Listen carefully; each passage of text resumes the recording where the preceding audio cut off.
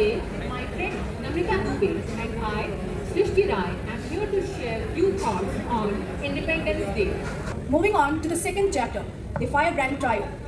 Fast forward 50 years, the year is 1905. The British attempted to break India's unity by partitioning Bengal, but instead of dividing us, they unite us in a way they never anticipated. Enter the era of the Roaring Lions, the legendary trio of Lal Bal Pal, the Lala Lajpat Rai from Punjab, Bal Gangadhar Tilak from Maharashtra, and Bipin Chandra Pal from Bengal. They don't just write polite petitions, they demand action. Listen to the streets, bonfires of foreign cloth illuminate the night skies. The Swadeshi movement is born. Tilak stands before thousands, his voice cutting through the humid air like a sword. Swaraj is my birthright and I shall have it. For the first time, ordinary shopkeepers, weavers, and students realize that the British Empire is not invincible, it runs on a corporation, and that corporation is starting to crack.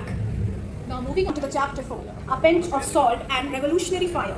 The 1920s and 30s become a masterclass in mass defiance. In March 1930, a 61-year-old Gandhi picks up a walking stick and marches 240 miles to the coastal village of Dandi. His target, the British monopoly on salt.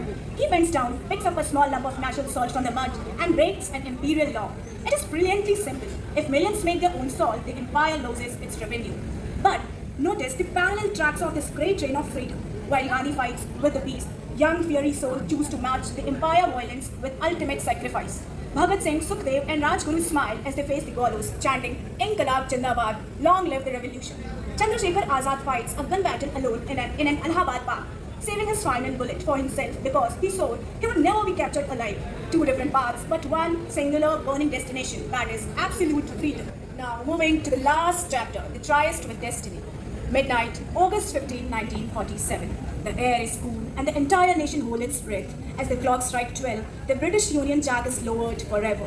The saffron, white and green tricolour rises majestically into the night sky over the Red Fort in Delhi.